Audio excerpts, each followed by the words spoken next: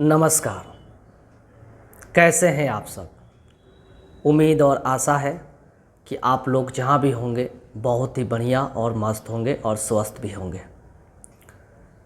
देखिए साथियों, मैं बिहार एसएससी के रिगार्डिंग 1 महीना पहले एक वीडियो बनाया था।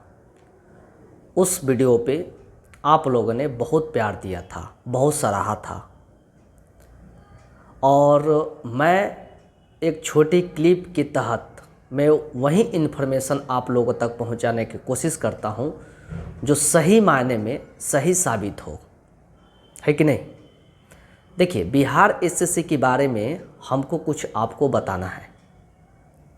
बताना यह है कि सबसे बड़ी आज का सवाल है कि बिहार एसएससी जो इंटर स्तरीय लेवल की वैकेंसी जो आई हुई है उसकी एग्जामिनेशन कब होगी, मतलब उसकी परीक्षाएं कब होगी। तो मैं आप लोगों को थोड़ा बहुत बताना चाहूँगा कि बिहार एसएससी जो पहले डेट निर्धारित की गई थी वो दिसंबर में निर्धारित की गई थी एग्ज़ाम लेने की, ठीक है भाई।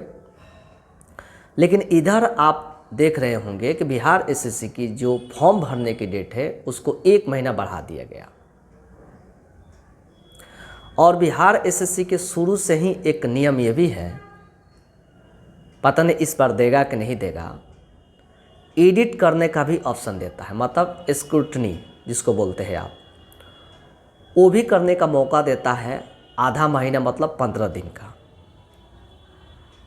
अगर बाई द वे 15 दिन का अगर वो एडिट का ऑप्शन देता है फॉर्म भरा जाने के बाद, तो और ये जो इसकी परीक्षाएं होनी हैं थोड़ा दिन और आगे चला जाएगा, ठीक है। यानी कहने का मतलब है अगर एडिट का ऑप्शन देता है तो फिर ये परीक्षाएं कब होगी। अगर एडिट करने का ऑप्शन नहीं देता है इस बार, वैसे देना चाहिए, मेरे ख्याल से देना चाहिए, ठीक है। क्योंकि बहुत सारे लोग ऐसे हैं जो फॉर्म जल्दीबाजी में लास्ट डेट पर भर देते हैं और थोड़ा बहुत उसमें करेक्शन करने की आवश्यकता होती है, तो मेरे ख्याल से देना चाहिए, है ना। फिर ये आयोग की बातें हैं, हम लोग उस पर बातें नहीं करेंगे। बात यहाँ पर यह है साथी कि बिहार एसएससी की वैकेंसी की जो डेट की बात की जा रही है एग्जामिनेशन की, वो मेरे ख्याल से आपका ओपिनियन कुछ हो सकता है, क्योंकि इसका अभी तक ऑफिशियल डेटा नहीं है कि एग्जैक्टली इसका एग्ज़ाम डेट कब होगा, ठीक है ना।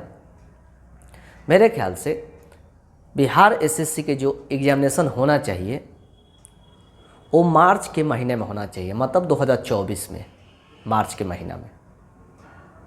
आप कहेंगे ऐसा क्यों? क्योंकि आप खुद विचार करिए, खुद आप सोचिए इस बात पे कि ये दिसंबर तक, यानी दिसंबर तक इसका फॉर्म भरानी है, ठीक है। उसके बाद 17 दिसंबर को बिहार एसआई का परीक्षाएं होनी है, ठीक है। उसके बाद जैसे ही दिसंबर के महीना में, क्योंकि भाई 15 दिन के और 10 दिन के अंदर में बिहार एसएससी एग्ज़ाम डेट और इतने बड़े लेवल पे सेंटर मैनेज करना बहुत मुश्किल होगा कि नहीं होगा, है कि नहीं। तो इस वजह से वो 15 दिन का जो गैप बन रहा है या 10 दिन का 12 दिन का जो गैप बन रहा है, आप उसमें सेंटर मैनेज करना, क्योंकि आप सभी जानते होंगे कि बिहार एसएससी में अप्रॉक्स 25 से 30 लाख कैंडिडेट फॉर्म अप्लाई करेंगे, है ना। आप भी ये जानते होंगे जहाँ भी होंगे। तो इस तरह की बड़ी संख्या में एग्ज़ाम लेना, वो भी 10 से 15 दिन में मैनेज करना, ये असंभव है। तो दिसंबर गया इधर से, मतलब दिसंबर निकल गया। अब आ गई जनवरी 2024 की, ठीक है भाई। जनवरी में अगर सोचे पूरा जनवरी में, तो इसमें बिहार एसएससी अपना परीक्षाएं ले सकती है। बोलिए क्यों? क्योंकि जनवरी के महीना में लगभग डेट खाली है परीक्षाएं लेने की।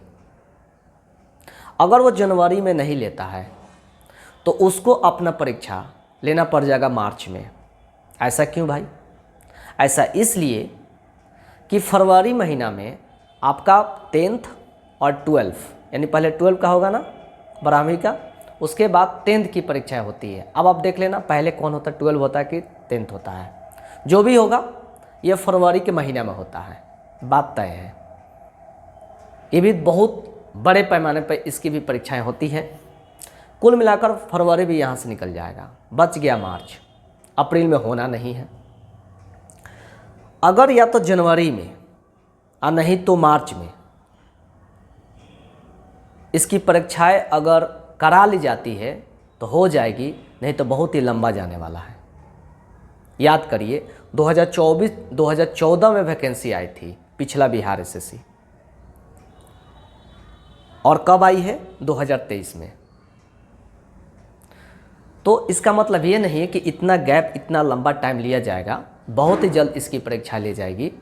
और जो भी आप लोगों की तैयारी अभी तक बिहार एसएससी का रिगार्डिंग चल रही है उसको आपको कंटिन्यू करनी है, उसको छोड़नी नहीं है कि एग्ज़ाम कब होगा कब नहीं होगा। जब परीक्षाएं होगी बिहार एसएससी तो हो गई ही, है ना। उस समय अब ये नहीं कहिएगा कि बहुत जल्दी परीक्षाएं हो गई, थोड़ा दिन और रुक जाते तो और अच्छा रहता। ऐसा कुछ नहीं।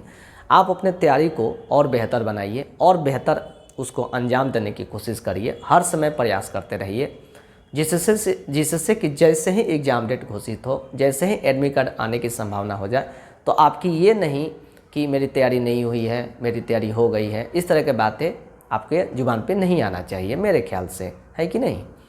क्योंकि दिसंबर में इसकी डेट होनी थी, मतलब दिसंबर में इसकी परीक्षाएं होनी थी, बट दिसंबर में तो होना नहीं है, ये तो कन्फर्म है। ठीक है भाई, इसलिए या तो जनवरी में और नहीं तो सीधे मार्च में इसकी परीक्षाएं हो सकती है ना। फरवरी में अगर चांस भी हो सकता है तो लास्ट के फरवरी के एंड में इसके चांसेस बन सकती है, शुरुआत में तो नहीं बनेगा, ये तो 100% तय है। तो इस तरह की बातें हैं और बात को आपको सबकी सुननी है, करनी आपनी ही है। और जब तक ऑफिशियल नोटिस ना आ जाए तब तक आप किसी के बात को मानना भी नहीं है। हम भी यहाँ पर कह रहे हैं ना, इसको नहीं मानना है। ठीक है, मन में धारणा रखना कि हाँ ऐसा हो सकता है कि नहीं। बट इतना है कि आप मेरे वीडियो को देखते हैं तो मैं सोचा कि बिहार एसएससी एग्ज़ाम डे को लेकर जो माहौल बना हुआ है ये मार्केट में कि कब होगा कब नहीं होगा, तो मैं सोचा कि इस पे भी 2 लाइन 4 लाइन बोल दिया जाए, जिससे कि जितने भी वीडियो देखते हैं इस वीडियो को देखकर थोड़ा सा अपना दिमाग को शांत रखें और अपने पढ़ाई को एकदम कंटिन्यूअस वे में उसको करते रहें। समझे कि नहीं समझे? तो ये बातें थी और आपको बात पूरी तरह से समझ में आ गई होगी, आई होप। अब देखिए, इसके बाद एक और सबसे बड़ा सवाल है।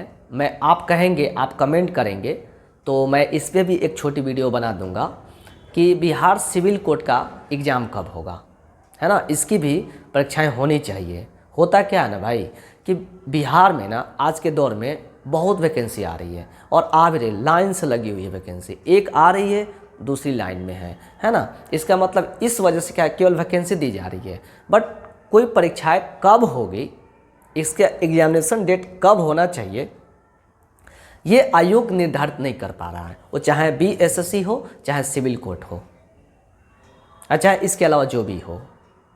बात समझे कि नहीं समझे? तो एग्ज़ाम तो होनी है, आज नहीं तो कल होनी है, लेकिन 7 साल 5 साल के बाद होगी तो फिर ये नाइंसाफ़ी होगी हम लोगों के साथ, है ना जी।